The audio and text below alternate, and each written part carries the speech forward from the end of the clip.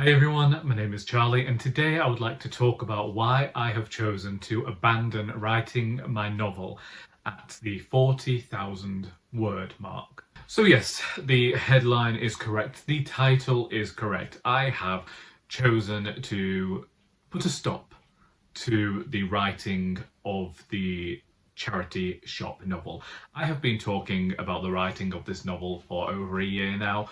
When I finished writing Mistakes Mean Murder, indeed, while writing that book, I was talking about the charity shop book and how I looked forward to writing a standalone novel. Between writing Royally Doris and Mistakes Mean Murder, I had written the first 10,000 words of this charity shop novel, which I will just give away the title now because I put it on Instagram the other day, is Charity Case. And I didn't know what I was going to write next when I finished Royally Doris. I didn't know whether to do the next crime novel or whether to do the charity shop book. So I kept working on them both until I reached a point where I thought, well, actually, I need to focus on this one, which was what the second Alice book became, and thought I'll come back to the charity shop book when I finish. And that's what I did.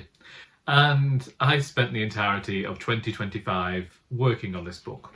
And that is a small lie, a tiny modicum of a lie, really, in that I wasn't working on this book as much as I wanted to be. My hours changed at work, and the day that I would generally use for creating videos and for writing had now disappeared, and I no longer had the chance to get a good clear run of a number of days in which to write. Previously, I would have Tuesday, Wednesday and Thursday off, and so I would wake up on a Tuesday, I would chat to Charlie, and then in the afternoon, once I walked the dog, I'd sit about writing. I'd write all day Wednesday as well as creating the videos, and then Thursday morning, and I'd get a good run through there. And that was no longer happening. It became a case of writing when I got the opportunity, and that felt a bit, at moments felt a bit few and far between when it came to that. We had a bit of upset in the family, as well as releasing Mistakes Mean Murder and doing stuff for that. So the writing of the book became quite sparing. I found often that I felt like I was having to write my way back into the world. Now, these still aren't big issues. Many writers have times when they are scrambling to find a moment in which to get something written. What my issue was is that I felt like I was stagnating, and I felt like the book was stagnant as well. I felt like the person who planned this book many years ago is not the same person or writer that I am now. And I had gone into great detail in my plan of what was going to happen. And one of my biggest issues with books sometimes is when it feels like, and then this happened, and then this happened, and then this happened, and the book ended. And that is how I began to feel with the writing of the charity shop book. I'd see what the next prompt was on my plan, write that scene, that was done, move on to the next one. And this carried on to the point, like, a few weeks ago when I was still trying to hammer away at something that just wasn't working anymore, and saying to people, oh yeah, I think that the book's going to be finished by February. And it could have been. I could have had a 50,000 word novel and called it quits, but it didn't feel right. Nothing that I'd written past that first part really felt right. There were moments, and these moments where I would feel the most happy and the most gleeful and the most like this was my writing was when I was telling anecdotes about other characters and creating a world outside of my central character. And I realised that one of my big issues was trying to make this relate to my other books. If you didn't know, I have a series of comedic novels about Mrs. Doris Copeland, the Our Doris series, and I have the Valentine and Featherstone series, and these books are set in the town of Partridge Mews. We have seen the charity shop mentioned before in both the second Doris book, Indisputably Doris, and in the first cozy crime novel, An Heir to Murder. When I originally set out to write this book, it wasn't going to have any connection to the Partridge Mews world at all. And then whilst I was writing it and figuring out who the character was, I ended up giving this character Martin, the protagonist, a backstory that was a bit tragic. I wasn't giving myself the space to explore that story, and I was supposed to be writing this black comedy, but it felt like all of the comedy had left the building. It felt like I couldn't really talk about the topic fully enough, and the book began to do that thing that I don't like debuts for doing, when it felt like it was throwing a lot of ideas at the reader and not giving any sort of time to explore them. Some of the things in there, I felt like, had I included them just because I thought that it might be a popular topic, it might be something to talk about, and the more I tried to beat this flaming dead horse, I began to recognise that I really needed to step away, that this book wasn't heading in the direction that I wanted it to, and I was continuing to take the book in the direction I didn't want it to, thinking, well, this is okay, I'll fix it all in the edit, I'll fix it all in the rewrite, and I'm like, I don't want to rewrite this book. I don't want to go back and explore this topic with this character again. I'd reached a point where I thought that the entire story was nonsensical. If the creator doesn't believe the story is credible, then why would their reader believe that the story is credible as well? I took the first chapter along to a meeting of the Society of Authors back in July. I went in August as well.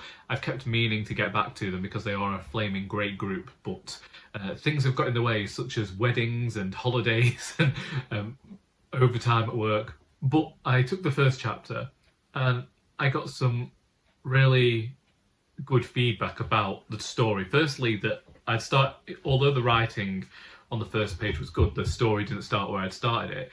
And for a book about a charity shop, I didn't really spend much time in the charity shop. That stuck with me. It stuck with me, and I looked at the book and I examined the book and I thought about, for me calling this book the charity shop book, it doesn't feel right. I wanted there to be a sense of camaraderie between the characters, and that wasn't there. I didn't feel close anymore to the characters I was writing about because they were no longer the characters that I thought they were. When I looked at the writing, it felt more like a rambling of the characters' innermost thoughts. And even 40,000 words in, I felt like this character was keeping me at an arm's length. When the members at this Manchester group had told me that maybe the story started at a different point and I needed to show the charity shop more, I began to think about the entirety of the book.